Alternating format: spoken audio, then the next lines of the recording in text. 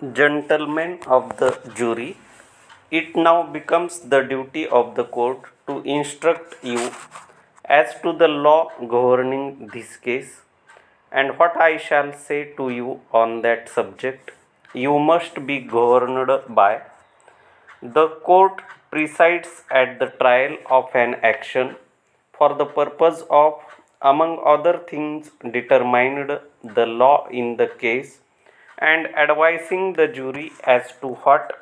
the law of the case is, and also passing upon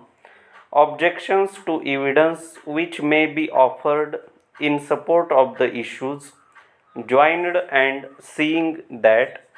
improper evidence is excluded from the jury's consideration so that they may readily see the issues and apply the evidence that is adduced in support of the issues or to contradict the issues. The jury are the judges of the facts,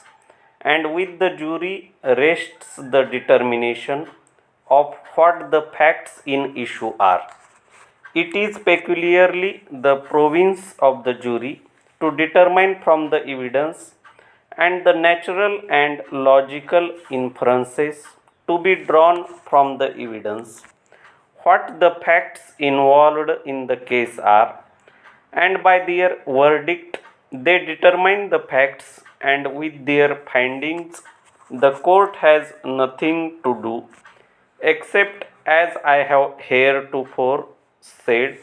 to see that they are properly instructed and only consider proper evidence. Para. If the court, in making any ruling during the trial of this case, has said anything from which the jury infers that the court has any opinion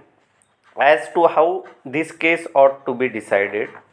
I now charge you to disregard what the court said in that behalf. I have no recollection of having said anything of that nature,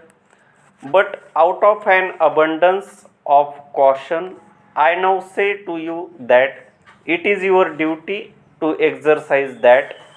independent judgment upon the evidence in the light of these instructions, and by your verdict determine what the facts in issue are. Para. A fact is said to be in issue when it is asserted on one side and denied on the other, and the facts in issue are to be found in the pleadings in the case. There is a common error which calls arguments of counsel to the jury before the close of the evidence the pleadings of counsel. That is incorrect. Those statements made by counsel to the jury in explanation of the evidence and in behalf of their respective contentions are the arguments of counsel, while the pleadings are the written statements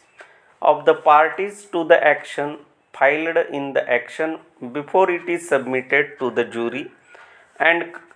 contain the facts which each claims exist in the case. Para. In this action, Sable and his younger brother Thomas are the plaintiffs, and John William Glenn is the defendant.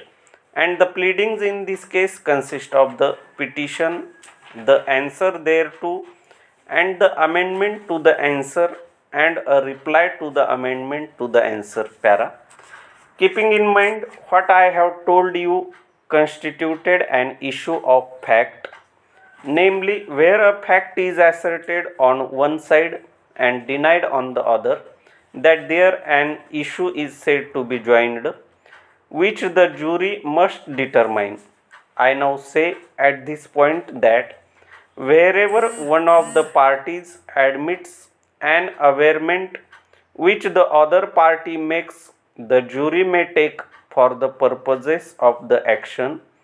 the admission to be true and the fact established, so that what the defendant has admitted in his answer to the petition you may take as true, namely that on the first day of May he sold and assigned to Sable Brothers at Pittsburgh for the agreed consideration set forth in the contract in evidence here. The 4 or 5 oil leases described in the petition, together with the wells, powerhouses, tanks, rods, tubing machinery, fixtures, and other personal property located thereon, and further that he was to have all the oil production from said leases up to June 1st last, and further that the defendant at the time he made said sale and transfer to the plaintiffs knew that there were only 20 such wells located on said premises, but all the other statements of the petition the defendant denies, and by his denial casts the burden of proof upon the plaintiffs, so that before plaintiffs would be entitled to recover anything in this action, they would have to sustain the burden of proof and make out their case by evidence to the degree of certainty that I shall hereafter refer to. Para. You are the sole judges, gentlemen, of the credibility of the witnesses. That is to say, you are to determine by the exercise of your judgment how far you will believe the witnesses in their testimony. Para. The evidence in this case consists of the sworn testimony of witnesses given on the stand as well as the depositions of witnesses, parts of which were read to you, and also some papers which are called documentary evidence which were admitted for your consideration. And in finding the issues in this case,